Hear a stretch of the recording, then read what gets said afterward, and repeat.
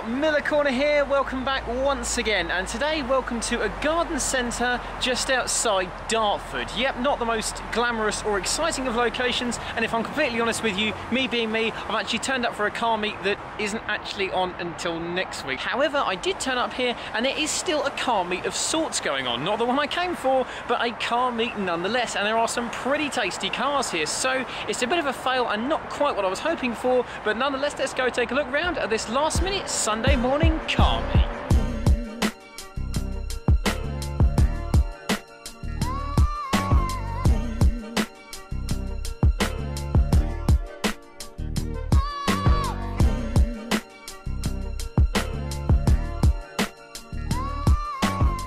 This is cool, C3 Corvette Stingray. You don't see too many of these in the UK, one of my absolute favourite shapes of Corvette. Because it's such an older generation, it's small enough that it can sort of be used in the UK. Look, it does actually fit in a UK-sized parking space with room to spare, but oh, the lines of the roof there with the kind of notch back there with those slashes coming down, width of the rear arches, scoops going there, oh. Big fan. Some cars are remembered for one thing and one thing only. Take, for example, the DeLorean, only really remembered because of Back to the Future. This is a Sunbeam Alpine, and it's remembered for one reason. True fact, this was actually the first ever Bond car in one of the very, very, very early Bond films. My mind's gone blank as to which one it is. I'll put it on the screen right now. Bond drives a Sunbeam Alpine in the first ever James Bond car chase. I know nothing else about Sunbeam Alpines, so I'm afraid that's all I can show and tell you about it, but it has to be said, it's got provenance, and I like it. Well, damn.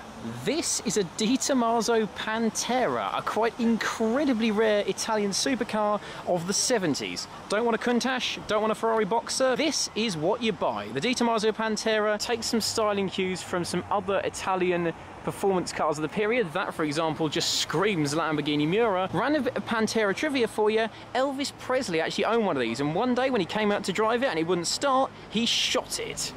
Legend. This is a Brabus Smart Coupe. So take the kind of quirky, cool, stylish and funky, but otherwise fairly slow and disappointing Smart Coupe, give it to the nutty Brabus division of Mercedes and let them run wild with it. And that's what they've done with this. They've made it wider at the back. It's got wider wheels and much better tyres. And I have to say, do kind of like the look of the wheels as well. They've upped the boost pressure, made it more powerful, made it look more aggressive all around with a kind of lip. Some very nice chrome mirror caps that I'm a fan of. This thing's gone from looking kind of quirky to looking mean and wicked. And what's more, even in Brabus form, Smart Coupes aren't actually the most expensive thing in the world, and they're turbo, and they're a bit of fun, rear-wheel drive, and they're a bit of a characterful nugget, which of course I am all about. What do you reckon? Buy one?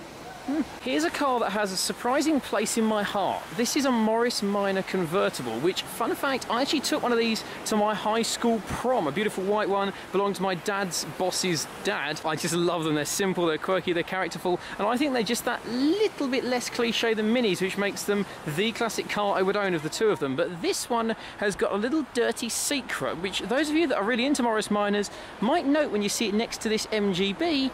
Something about it doesn't look quite right, does it? This particular Morris Minor has been custom wide bodied. The whole car has actually been somehow widened by a good few inches, I would say. I can't find the owner to talk to him, but I saw a magazine article on the passenger seat. I've seen a fair few Morris Minors over the years, and this one, immediately something about it just didn't look right. I thought it was a kit car, to be honest with you. And it must be said, they've done a really, really freaking good job of it, haven't they? You can't really see where they've done it or even how they've done it, but it's just really, really nice. This colour I'm a big fan of because hashtag yellow crew. All the chrome is in really, really good nick. I mean, really, really good nick, actually. It hasn't sagged. Look, the join line for the door is immaculate the whole way down. From the back, again, you can't really tell where or how it's been widened, but it has. It's been done really, really nicely. Number plate light's been put in. This is a really, really interesting and different way of owning a fairly common British classic. I'm all about doing things differently, as you know, and one way you can do that is, like me, buy a car that not many other people have, or the other way of doing it is what this person's done. Take a brilliant car that a lot of people have, and then put your own unique twist on it, and that is what I'm all about.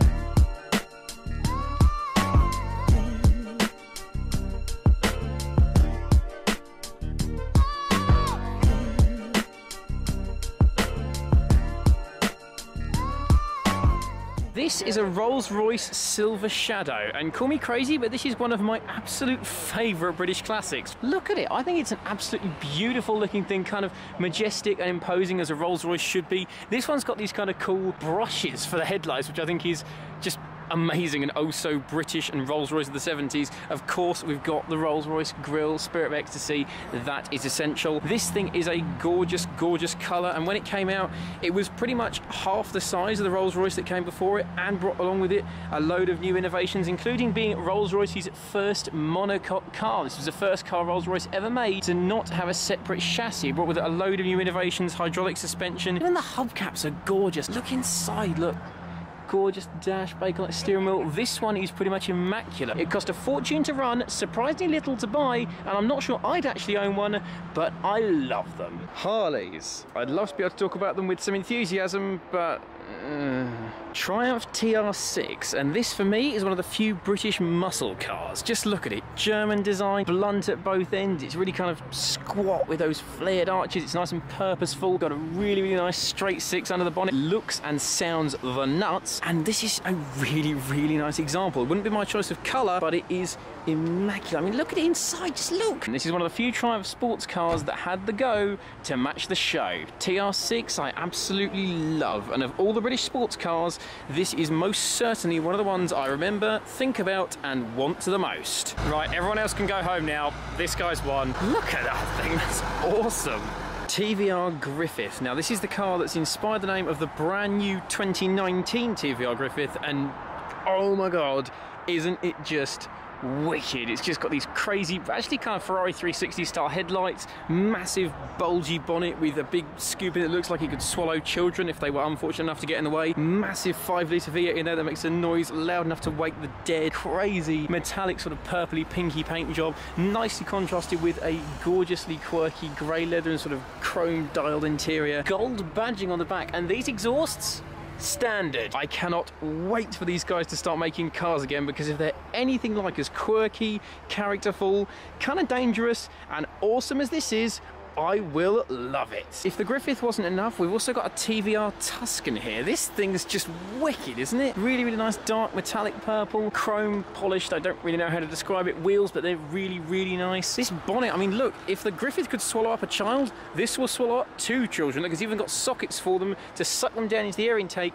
for the gorgeous TVR straight 6 in there. Inside, oh my god, all the polished, nice chromy bits and beautiful leather, and that's so good. This Tuscan's got a wing on the boot lid, which I've never actually seen before. I don't know if that's aftermarket or an option I wasn't aware of. The exhausts, much like with the Griffith, these are standard. Nutty rear lights, they're all standard as well. Oh, this thing is just a mind-boggling pile of craziness. It's absolutely insane, this thing. You can bet your life it sounds awesome. It's stupidly fast because it's made out of plastic, and because it's a TVR, it will definitely try and kill you, but it will be one of the most exciting and interesting and memorable drives you'll ever take. Oh, one day I have to have a TVR. This or a Cigaris. God, I love TVRs.